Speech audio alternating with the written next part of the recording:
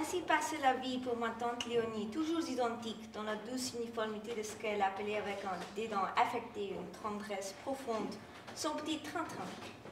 Préservé par tout le monde, non seulement à la maison où chacun ayant éprouvé l'inutilité de lui conseiller une meilleure hygiène, s'était peu à peu résigné à la respecter.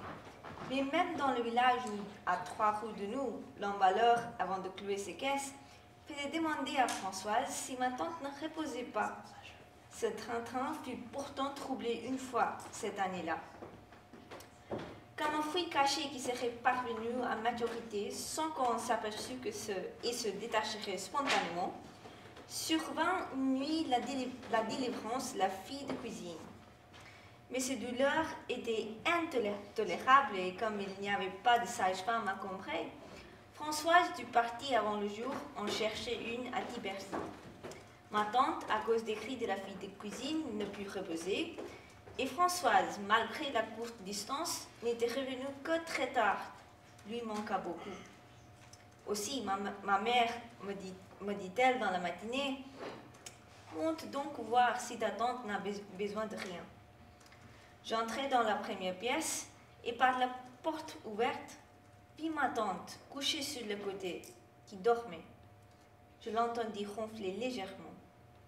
J'allais m'en aller doucement, mais sans doute le bruit que j'avais fait était intervenu dans son sommeil, et on avait changé la vitesse, comme on dit pour les automobiles, car la musique de ronflement s'interrompit une seconde et reprit un ton plus bas.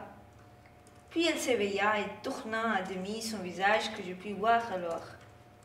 Il exprimait une sorte de terreur.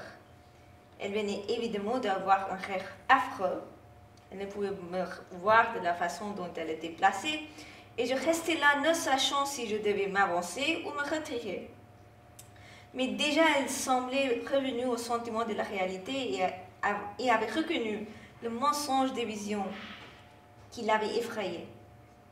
Un sourire de joie, de pieuse reconnaissance envers Dieu qui permet que la vie soit moins cruelle que les rêves, éclaira faiblement son visage.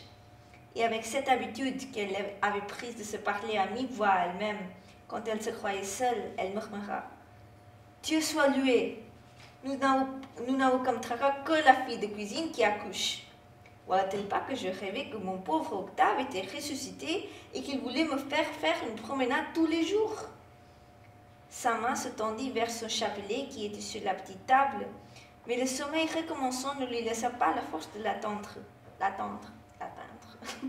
Elle se rendormit, tranquillisée, et je sortis à pas de loup de la chambre sans qu'elle ni personne n'eût jamais appris que j'avais entendu.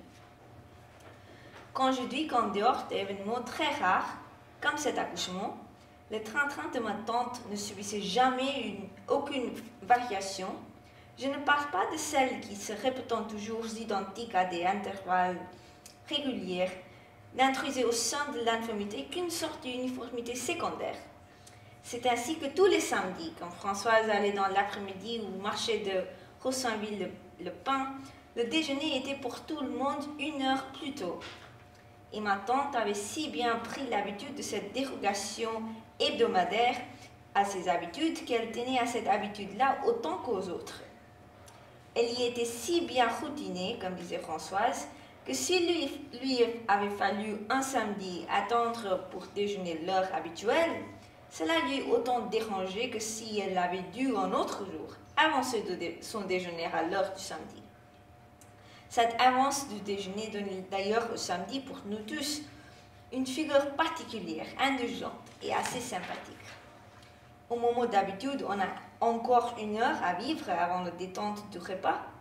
On savait que dans quelques secondes, on allait voir arriver des endives précoces, une omelette de faveur, un beefsteak immérité.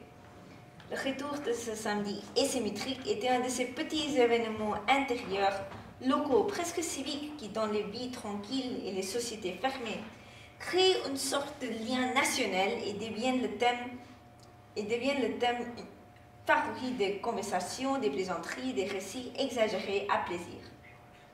Il eût été le noyau tout prêt pour un cycle légendaire si l'un de nous avait eu la tête épique. dès le matin, avant d'être habillés sans raison pour le plaisir d'éprouver la force de la solidarité, on se disait les uns aux autres avec bonne humeur, avec cordialité, avec patriotisme. Il n'y a pas de temps à perdre, n'oublions pas que c'est samedi. Cependant que ma tante, coopérant avec Françoise et songeant que la journée serait plus longue que d'habitude, disait « Si vous leur faisiez un bon morceau de veau, comme c'est samedi ». Si à 10h30, un distrait tirait sa montre en disant « Allons encore une heure et demie avant le déjeuner », chacun était enchanté d'avoir à lui dire « Mais voyons, à quoi pensez-vous? Vous oubliez que c'est samedi ?»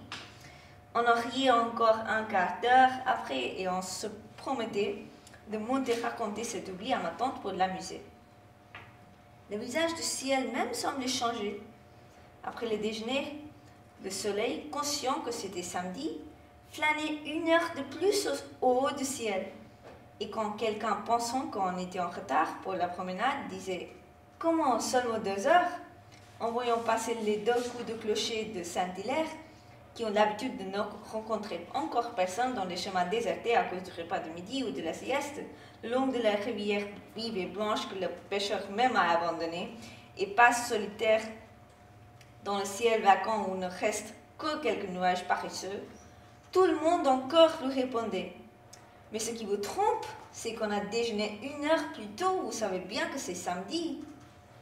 La surprise d'un barbare, nous appelions ainsi tous les gens qui ne savaient pas que c'est ce qu'avait de particulier le samedi, qui était venu à 11h pour parler à mon père, nous avait trouvés à table, était une des choses qui, dans sa vie, avait le plus égayé Françoise.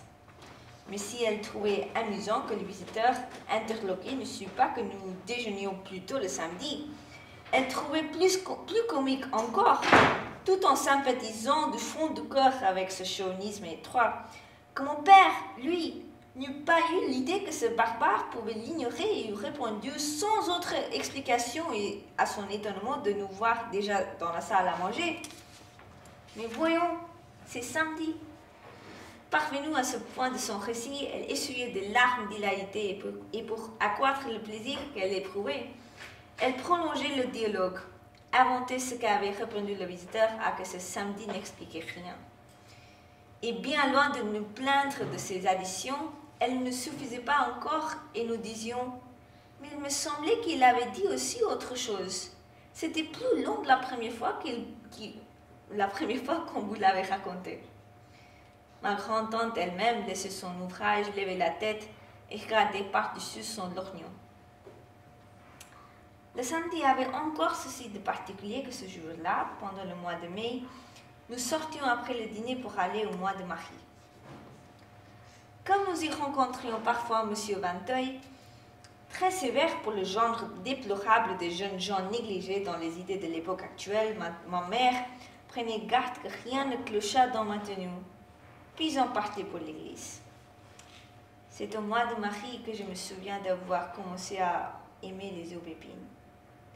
N'étant pas seulement dans l'église si sainte, mais où nous avions le droit d'entrer posé sur l'autel même, inséparable de mystères à la célébration desquels elle prenait part, elle faisait courir au milieu des flambeaux et des vases sacrés leurs branches attachées horizontalement, les unes aux autres en un après de fête, et qui enjolivaient encore les festons de leur feuillage sur lequel étaient semés à profusion, comme sur une traîne de mariée, de petits bouquets de boutons d'une blancheur éclatante.